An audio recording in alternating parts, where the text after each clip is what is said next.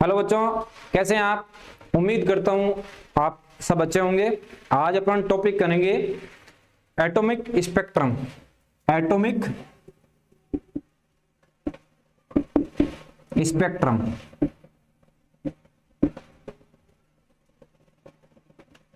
तो आपने लाइट का स्पेक्ट्रम देखा होगा। जब अपन व्हाइट लाइट को प्रिज्म से गुजारते हैं तो वो 7 कलरों के अंदर डिवाइड हो जाती है, लाल, नारंगी, पीला, हरा, नीला, जामुनी, बैंगनी। तो उसको स्पेक्ट्रम बोलते हैं, लाइट का स्पेक्ट्रम, व्हाइट लाइट का स्पेक्ट्रम। इस वीडियो को देखने से पहले, इससे पहले का वीडियो है एक बोर मॉडल का, वो जरूर देख लें, क्योंकि सारे जो भी इसमें क्वेश्चन आएंगे या डेरिवेशन आएंगे उसके फॉर्मूले सारे बोर मॉडल से लिए गए हैं। तो जरूर देखें और वीडियो के अंत तक बने रहें। इस वीडियो में 30 मिनट के अंदर आपके स्पेक्ट्रम से रिलेटेड सारे कॉन्सेप्ट क्लियर हो जाएंगे। कोई भी क्वेश्चन कहीं से भी उठा के पूछ लो, आपका क्वेश्चन कोई भी गलत नहीं होगा, चाहे वो जेईई में हो, चाहे वो नीट में हो, चाहे वो 11th में हो, चाहे वो 12th में हो। कोई भी आपका क्वेश्चन यदि आप तबीयत से पढ़ोगे तो गलत नहीं होगा। तो शुरू करते हैं अपन एटॉमिक स्पेक्ट्रम। एटॉमिक स्पेक्ट्रम पढ़ने से पहले अपन एक चीज, एक प्रैक्टिकल डिजाइन करते हैं जिससे अपने को समझने में बहुत आसानी होगी। ये एक मैंने ट्यूब ली ग्लास की, ये ग्लास ट्यूब है, इसके अंदर मैंने हाइड्रोजन भर दी। क्या भर दी? हाइड्रोजन एटम भरा हुआ है, या हाइड्रोजन गैस भरी हुई है, तो उसमें अंदर ऑब्वियसली हाइड्रोजन एटम होंगे। अब एक चीज करते हैं, यहां से मैं एनर्जी दे रहा हूं इनको। एनर्जी फॉर्म ऑफ हीट में हो सकती है या रेडिएशन के फॉर्म में हो सकती है। मैं यहां से एनर्जी दे रहा हूं।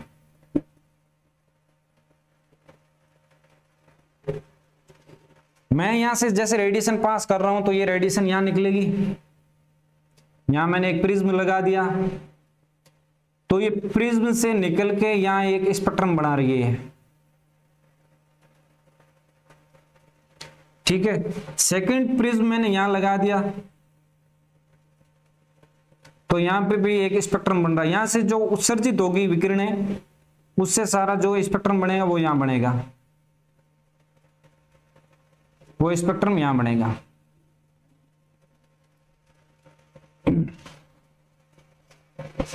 और एक डायरेक्ट सनलाइट से आ रही है, उसका सनलाइट का मैंने एक प्रिज्म लगा दिया और इससे जो निकलने वाली विकिरण या एनर्जी थी उसका मैंने स्पेक्ट्रम बना दिया, ये वाला। तो अपने पास 3 स्पेक्ट्रम आ गए। एक तो ए आ गया, एक बी आ गया, एक सी आ गया। तो ये जो स्पेक्ट्रम है ये तो डायरेक्ट सनलाइट आ रही है, प्रिज्म से निकल रही है, तो लाल, नारंगी, पीला, हरा, नीला, जामुनी, बैंगनी कलर का विबग्योर कलर का स्पेक्ट्रम बनेगा। अब जो इधर स्पेक्ट्रम बनेगा,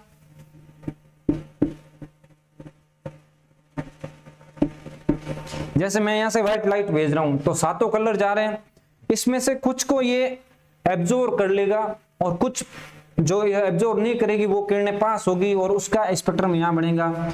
तो इसको स्पेक्ट्रम वो बोलेंगे एब्जॉर्प्शन स्पेक्ट्रम।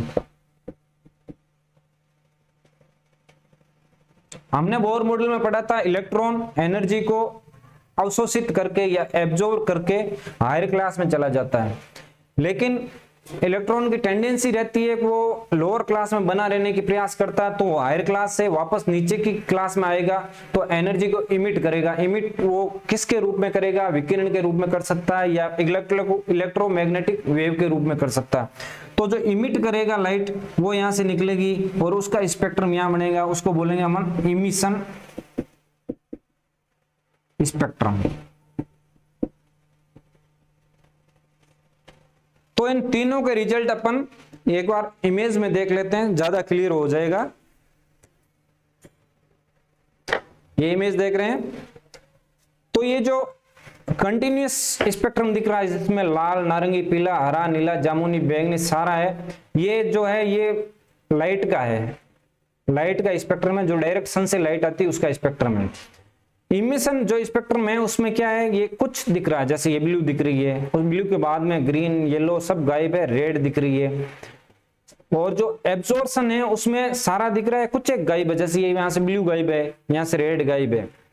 तो इससे क्या कंक्लूजन निकला, जैसे ये रेड गायब है मतलब जो हाइड्रोजन एटम है उसने लाल विकिरण को एब्जॉर्ब कर लिया, इसलिए ये यहाँ से रेड गायब हो गई, जो ये कलर था ये गायब हो गया। और यहाँ से जो ब्लू था, लाइट ब्लू, वो गायब हो गया क्योंकि हाइड्रोजन एटम के अंदर उपस्थित इलेक्ट्रॉनों ने ये वाला कलर एब्जॉर्ब कर लिया, और ये वाला कलर एब्जॉर्ब कर लिया, इसलिए यहाँ से गायब हो गई। ये हो गया एब्जॉर्प्शन का। लेकिन जैसे ही इलेक्ट्रॉन एब्जॉर्ब करके हायर क्लास में जाएगा, वापस वो लोअर क्लास में आएगा, तो वही एनर्जी वापस इमिट करेगा, तो ये इमिशन का हो गया। और लाल कलर की जो एब्जॉर्ब करी थी उसने वापस इमिट कर दी, यहाँ ब्लू कलर की जो एब्जॉर्ब करी थी ये यहाँ वापस इमिट कर दी, ये जो बैंगनी कलर की एब्जॉर्ब करी थी ये वापस इमिट कर दी। तो ये हो गया इमिशन स्पेक्ट्रम और ये हो गया एब्जॉर्प्शन स्पेक्ट्रम।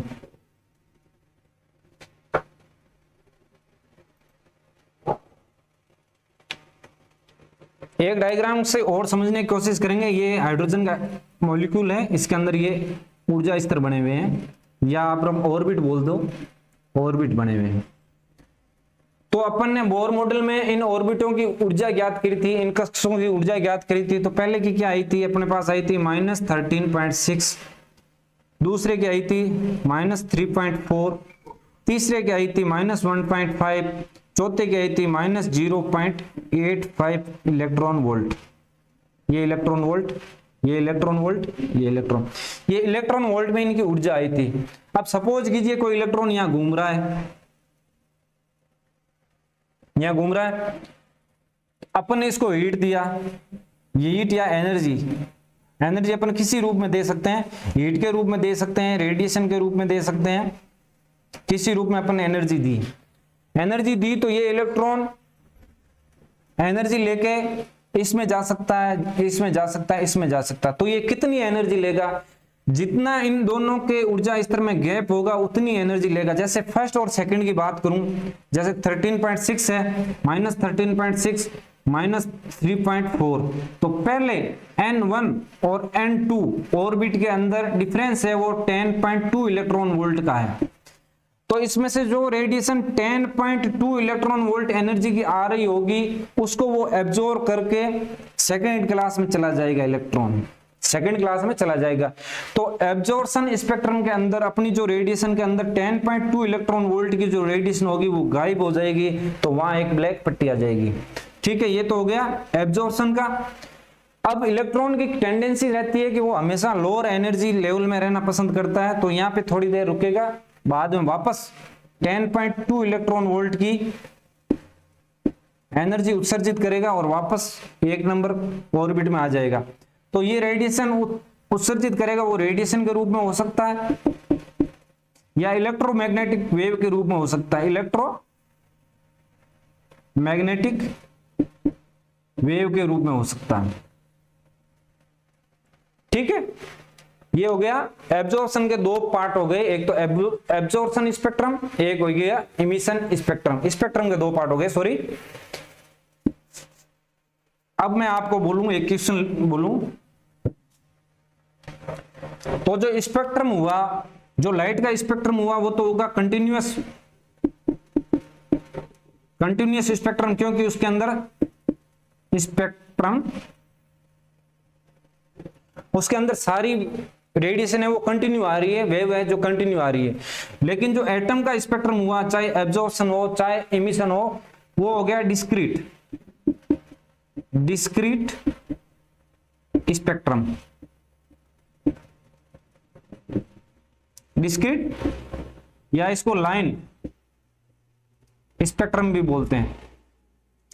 तो अपने को कंफ्यूज नहीं होना है, डिस्क्रीट स्पेक्ट्रम या लाइन स्पेक्ट्रम क्या होता है, उसके अंदर कंटिन्यूस नहीं होकर कुछ वेव गायब होगी या कुछ वेव दर्शित होगी, तो उसको बोलते हैं डिस्क्रीट। तो एटम का स्पेक्ट्रम जो होता है वो होता है डिस्क्रीट या लाइन स्पेक्ट्रम, और जो लाइट का स्पेक्ट्रम होता है वो होता है कंटिन्यूअस। अब एक क्वेश्चन करते हैं, हाइड्रोजन एटम के अंदर एक इलेक्ट्रॉन क्लास या ऑर्बिट 2 से ऑर्बिट 1 में लौट रहा है, तो इलेक्ट्रॉन द्वारा उत्सर्जित ऊर्जा का मान ज्ञात कीजिए।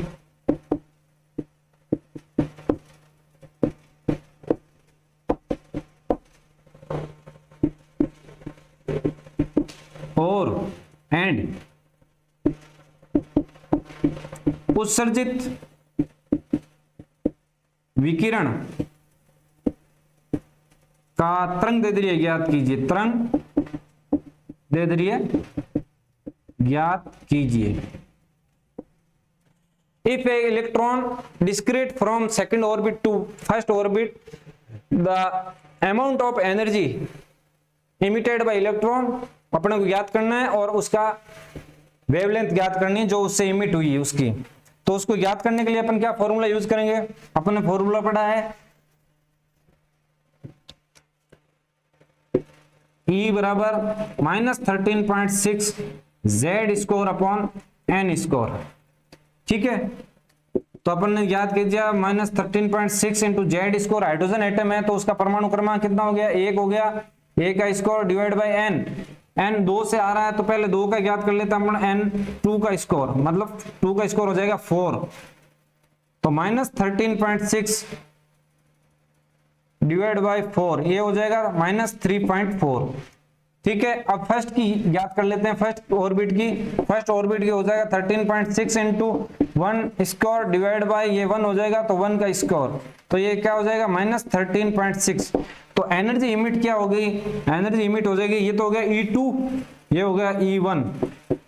तो बोर के अनुसार डेल्टा E बराबर E2 माइनस E1। तो E2 माइनस E1 क्या हो जाएगा? 13.6 माइनस 3.4 ये हो जाएगा 10.2 इलेक्ट्रॉन वोल्ट। तो एनर्जी कितनी इमिट हुई? एनर्जी हुई 10.2 electron volt.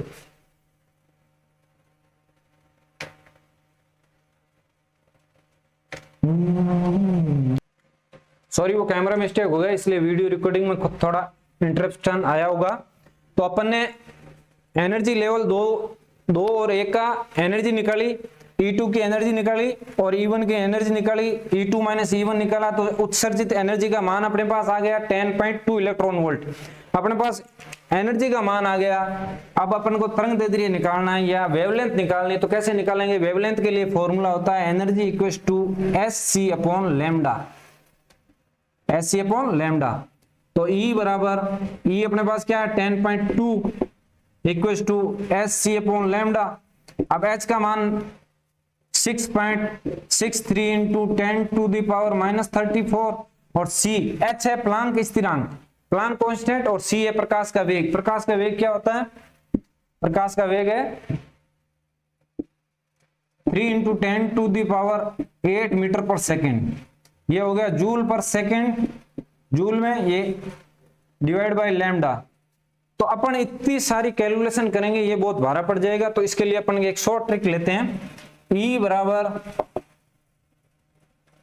12375 divide by lambda. H और C का मान रखेंगे तो ये आएगा, ये जो अपना आंसर आएगा लैम्डा का वो आएगा एंगस्ट्रम में, और जो ये E है वो है इलेक्ट्रॉन वोल्ट में। तो अपने पास इलेक्ट्रॉन वोल्ट में एनर्जी दी हुई हो तो अपन इससे निकाल सकते हैं एनर्जी दो अलग अलग दी हुई हो। तो ये भी काफी लंबा प्रोसेस है, जैसे पहले E निकालो फिर E2 निकालो। तो अपन इसको शॉर्ट में करने के लिए एक फॉर्मूला डेराइव करेंगे। कैसे करते हैं देखते हैं। फॉर्मूला डेराइव करने के लिए अपन मान लेते हैं एक इलेक्ट्रॉन है जो N2 ऑर्बिट से N1 में आ रहा है, N2 से N1 में आ रहा है, N2 से N1 में आ रहा है। तो N2 की एनर्जी हो जाएगी En2 और N1 की हो जाएगी En1। तो डेल्टा E अपने पास उत्सर्जित या अवशोषित ऊर्जा का मान क्या होगा? En2 माइनस En1 यही होगा। तो अपन En2 का मान निकालते, एनर्जी बराबर SC अपॉन लैम्डा होता है। En2 निकालते हैं -13.6 into Z square upon N2 square minus E N one का मान रख देते हैं -13.6 into Z square divide by n1 का स्कोर।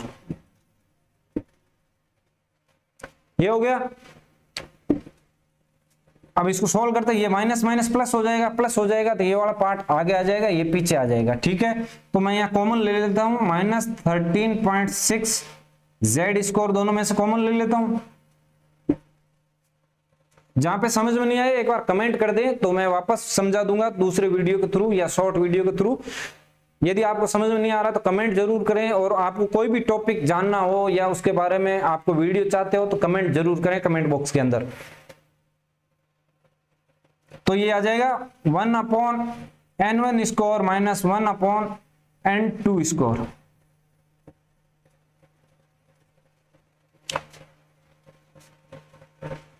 अब ये कैसे हुआ देख लो, ये माइनस माइनस प्लस हो जाएगा, प्लस हो जाएगा तो ये वाला पार्ट आगे ले लूं, ये वाला पीछे ले लूं, तो इसमें से मैंने कॉमन ले लिया 13.6 जेड स्कोर, तो पीछे क्या बचा, ये बचा n1 स्कोर, ये बचेगा n2 score, 1/n1 score minus n2 score. ठीक है, हो गया। और इधर क्या है, SC/λ। अब मैं एक काम करता हूं, इस तरफ SC से ऊपर मल्टीप्लाई भी कर देता हूं, SC से डिवाइड भी कर देता हूं, SC से मल्टीप्लाई और SC से डिवाइड कर देता हूं, तो SC से SC कैंसिल हो जाएगा, तो ये क्या बचेगा 1/λ equals to -13.6 divide by SC Z square 1/n1 minus 1/n2 का स्कोर।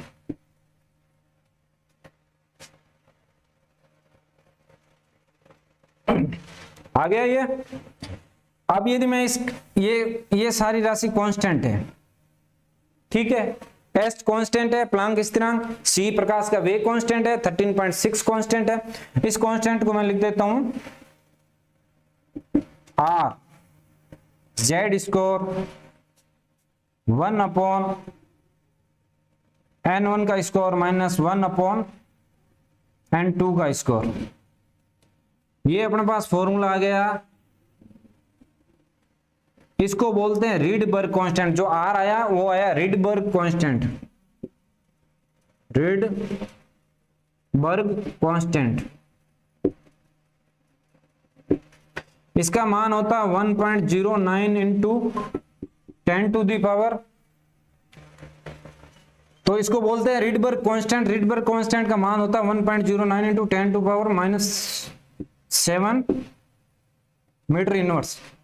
तो ये अपने को याद नहीं करना है, अपने को याद क्या करना है वो बता देता हूं मैं। अपने को याद करना है 1/r का मान होता है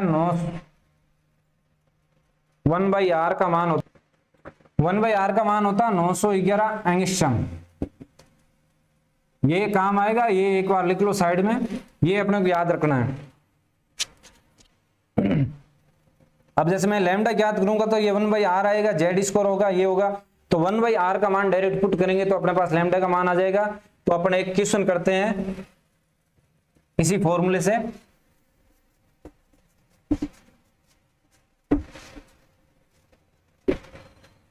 हाइड्रोजन एटम के अंदर एक इलेक्ट्रॉन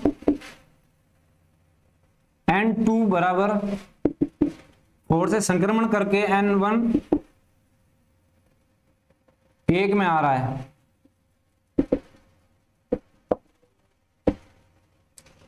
तो उत्सर्जित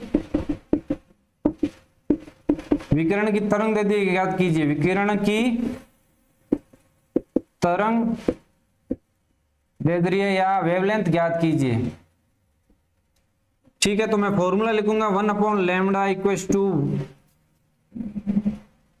1/r नहीं r जेड स्कोर 1/n1 का स्कोर माइनस 1/n2 का स्कोर। इसमें यदि आप बार बार कंफ्यूज हो रहे हैं तो कहां पर आ रहा है, कहां से आ रहा है, यहाँ पे तो कहां पर आ रहा है, यहाँ कहां से आ रहा है, N1 पे आ रहा है, N2 से आ रहा है। ठीक है, तो हाइड्रोजन एटम है तो ये हो जाएगा 1 upon lambda equals to R. Hydrogen atom है तो एक हो जाएगा, एक का स्कोर कर दो या एक रखो, कोई मतलब नहीं। N1 है अपना 1, N2 है अपना 4, तो ये 4 चौक 16 हो जाएगा, 1 अपॉन 16, 4 का स्कोर 16 हो जाएगा। अपन इसका एलसीएम ले लेते हैं।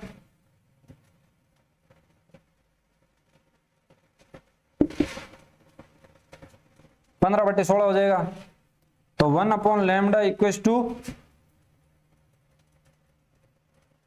आर 15 बटे 16 आर, ये हो जाएगा। तो लैम्डा क्या हो जाएगा,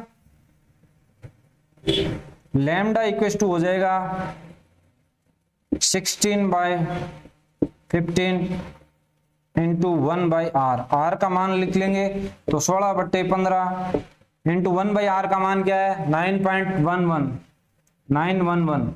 ठीक है, तो आंसर आ जाएगा, आंसर आएगा 965 के अराउंड आएगा एंगस्ट्रम के अंदर।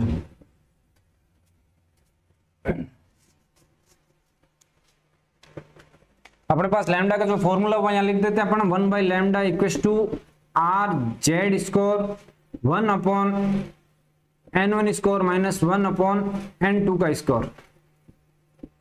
ये तरंगदैर्ध्य निकालने का फॉर्मूला है। अब जो उत्सर्जित रेडिएशन हो रही है वो एक बंडल के रूप में होती है। जैसे सपोज कीजिए अपने पास ये N1, N2, N3, N4, N5, N6, ठीक है। ये ऑर्बिट है N1, N2, N3, N4, N5, N6, या मैं बोल दूं KLMNOP ऑर्बिट है, ठीक है। या 1 2 3 4 5 6 जो भी है, उस ऊर्जा स्तर बोलो या ऑर्बिट बोलो, एक चीज है। अब इलेक्ट्रॉन जैसे 2 नंबर कक्षा से 1 में आ रहा है, 3 से 1 में आ रहा है, 4 से 1 में आ रहा है, 5 से 1 में आ रहा है, 6 से 1 में आ रहा है, ऐसे करते करते इन्फिनिट से 1 में आ रहा है। कोई भी एटम जब किसी भी कक्षा से 1 नंबर ऑर्बिट में आएगा तो उस वेव को बोलेंगे लाइमन वेव। Lyman wave. किसी भी ऑर्बिट से 1 नंबर ऑर्बिट में आने वाले इलेक्ट्रॉन के द्वारा उत्सर्जित वेव को बोलेंगे Lyman wave.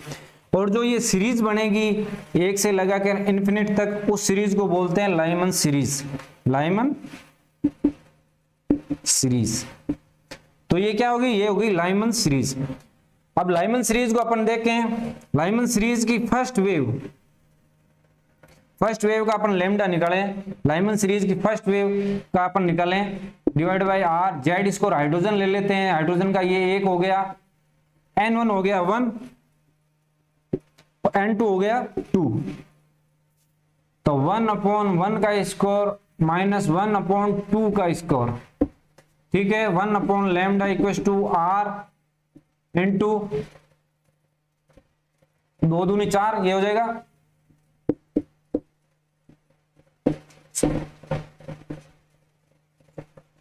One minus 1/4 LCM लेके करो या डायरेक्ट करो तो ये आ जाएगा 3.4, 3 divide by 4, sorry 3 divide by 4, R 3 divide by 4, या मैं लूं लैम्डा बराबर, तो क्या आ जाएगा आर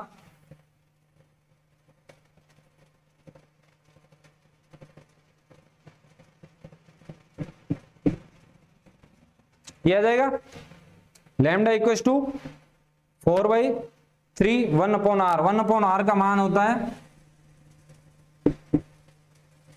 ठीक है।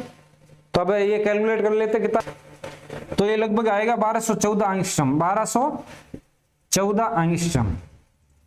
तो इस सबसे फर्स्ट लाइमन सीरीज की फर्स्ट वेव का वेवलेंथ कितना है, 1214 एंगस्ट्रॉम।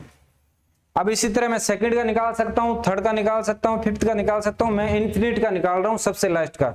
इन्फिनिट का निकालेंगे तो यहाँ 1 आएगा, N1 तो 1 ही रहेगा, N2 आएगा इन्फिनिट, तो 1 बाई इन्फिनिट कितना हो जाएगा 0 हो जाएगा।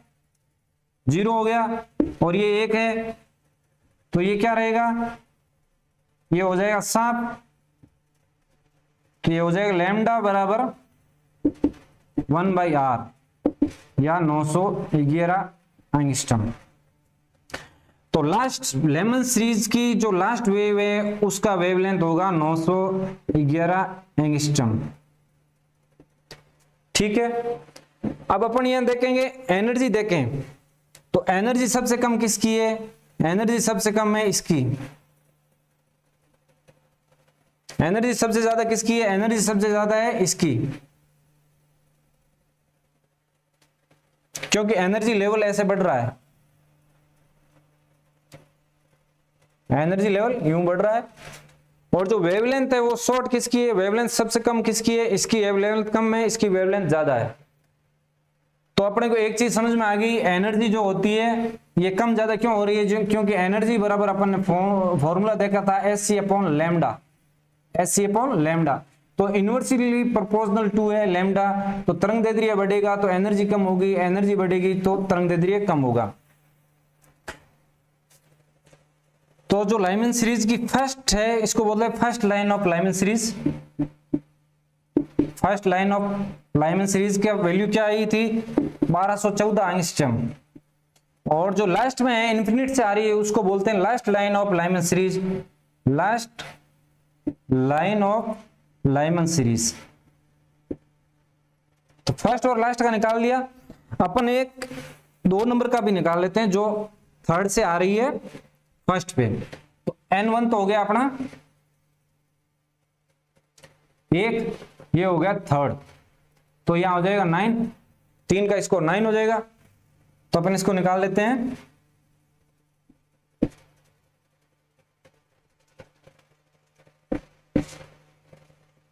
तो 8/9 R इक्वल्स टू 1/λ। तो लैम्डा इक्वल्स टू हो जाएगा 9/8 इंटू 1/r। तो 9/8 इंटू 911 एंगस्ट्रॉम। तो ये कितना आ जाएगा, तो ये आ जाएगा 1024 आ जाएगा लघुत्तम एंगस्ट्रॉम। तो सेकंड की क्या आ रही है, सेकंड की आ रही है 1024। अब अपन देखेंगे तो फर्स्ट लाइन की वेवलेंथ क्या आ रही है, 1214 आ रही है, फिर आ रही है 1024, ऐसे घट रही है, वेवलेंथ घट रही है लेकिन एनर्जी ऐसे बढ़ रही है। तो ये डिस्क्रीट स्पेक्ट्रम है तो इसमें कंटिन्यू नहीं आ रही, देखो 1214 के बाद 1200 नहीं आ रही है, 1100 नहीं आ रही, 1150 नहीं आ रही, बाद में सीधी 1024 आ रही। तो ये डिस्क्रीट स्पेक्ट्रम है, इसमें कुछ लाइनें गायब है, कुछ लाइनें उपस्थित है। तो डिस्क्रीट में यही होगा, जो इलेक्ट्रॉन जिस एनर्जी लेवल से मैच करेगा वही इमिट करेगा, जिस एनर्जी लेवल से आएगा वही वेवलेंथ की करेगा। ठीक है, ये तो हो गया लाइमन सीरीज।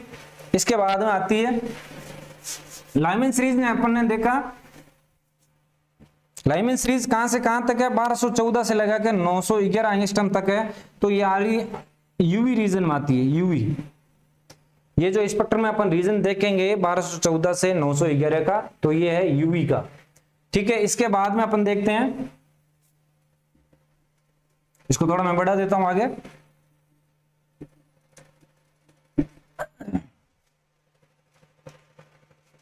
अब यदि कोई इलेक्ट्रॉन 3 से 2 में आ रहा है, या 4 से 2 में आ रहा है, या 5 से 2 में आ रहा है, या 6 से 2 में आ रहा है, या इनफिनिट से 2 में आ रहा है, तो इसको बोलेंगे बार्मर, बार्मर सीरीज। तो बार्मर सीरीज के अपन फर्स्ट और लास्ट निकाल सकते हैं, अपने पास फॉर्मूला पड़ा है, इसमें बार्मर N1 हो जाएगा 2 और N2 पहली फर्स्ट लाइन निकालेंगे तो 3 होगा और इनफिनिट होगा लास्ट निकालेंगे तो, इससे अपन इसकी बार्मर की भी निकाल सकते हैं। और बार्मर के बाद आती है, जैसे इलेक्ट्रॉन 4 से 3 में आया, 5 से 3 में आया, 6 से 3 में आया, या इनफिनिट से 3 में आया, तो N1 बराबर क्या हो जाएगा, ये हो जाएगी पाश्चन, पाश्चन सीरीज। पाश्चन के बाद आएगी ब्रैकेट, उसके बाद में आएगी फंड, उसके बाद आएगी हेमीफ्री, हेम्फ्री। ज्यादातर क्वेश्चन आपके इससे आता है, लाइमन से आता है, बार्मर से आता है और पास्चन से आता है, तीन से आता है। इसमें क्या क्या पूछते हैं। अब एक चीज हो जाए, बार्मर की जो आएगी वेवलेंथ फर्स्ट और लास्ट की, ये आएगी विजिबल के अंदर, विजिबल जिसको अपन देख सकते हैं, जिसमें लाल, नारंगी, पीला, हरा, नीला, जामुनी, बैंगनी कलर होता है, वो आएगी बार्मर के अंदर। और पास्चन आएगी शॉर्ट IR इंफ्रारेड, बाकी की सारी आएगी लॉन्ग इंफ्रारेड के अंदर, लॉन्ग इंफ्रारेड के अंदर। तो इसको याद करने के लिए अपन एक टेबुलर फॉर्म में देख लेते हैं, टेबल बना देते हैं। टेबल में क्या लिखेंगे अपन,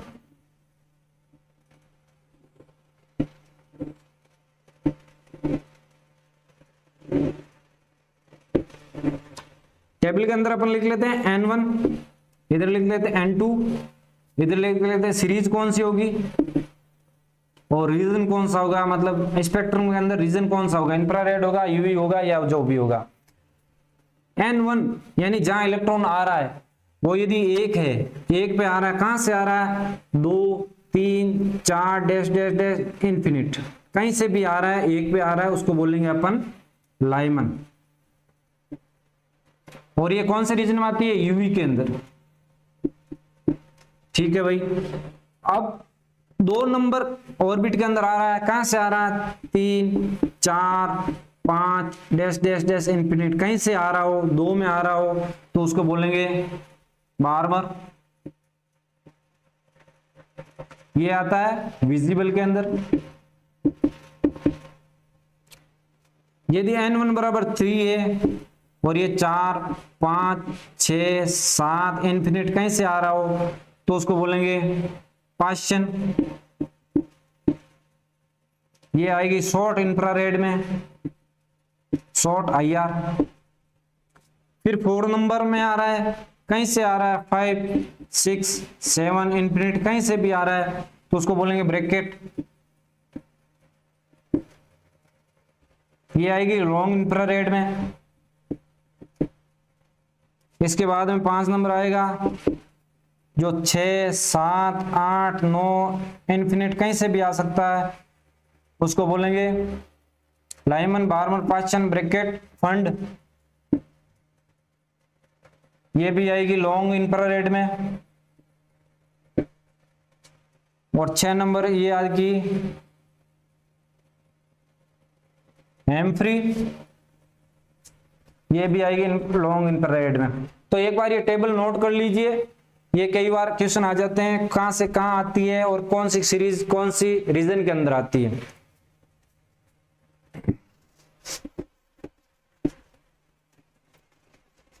एक चीज और है अपने पास, एक टर्म आती है नंबर ऑफ ट्रांजिशन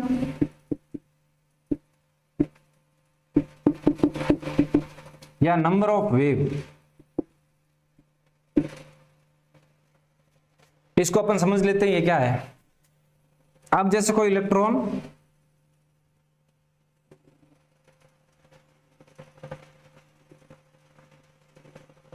ये 1 है, ये 2 है, ये 3 है, ये 4 है, 4 से 1 में आ रहा है, तो इसकी क्या क्या पॉसिबिलिटी है। जैसे 4 से 1 में आ रहा है तो एक तो सीधा 4 से 1 में आ गया, एक सीधा नहीं आए, 4 से 3 में आए, 3 से 2 में आए, 2 से 1 में आए, या ये 4 से 2 में आए, उसके बाद 2 से 1 में आए। ठीक है। और क्या पॉसिबिलिटी हो सकती है, 4 से 2 में आए, 4 से 1 में आए, ये 1 में हो गया। ये इसकी पॉसिबिलिटी है कि भाई या तो ये डायरेक्ट 4 से 1 में आ जाए, या ये 4 से 3 में आए, 3 से 2 में आए, 2 से 1 में आए, या ये 4 से 2 में आए और 2 से 1 में आए। तो अब नंबर ऑफ वेव देखेंगे अपन। एक तो ये वेव है 4 से 1 में आ रही, एक नंबर।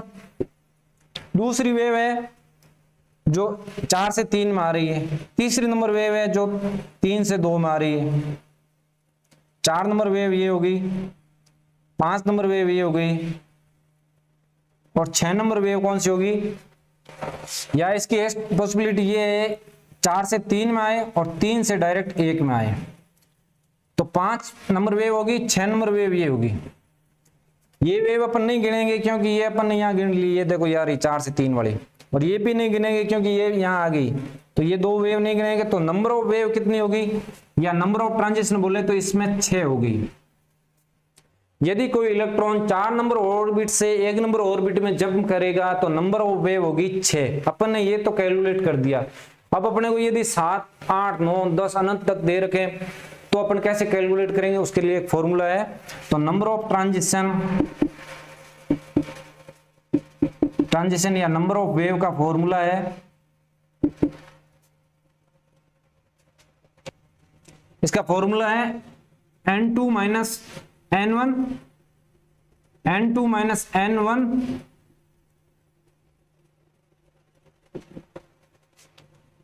Plus 1 divide by 2। ये फॉर्मूला नंबर ऑफ ट्रांजिशन या नंबर ऑफ वेव। कोई भी इलेक्ट्रॉन कहीं से भी जंप करे, दूसरी कक्षा से फर्स्ट में करेंगे। अब ये फॉर्मूले के अंदर अपन ये मान पुट करके देखते हैं अपना आता है कि नहीं आता है। तो n2 हो गया अपना 4, n1 हो गया 1,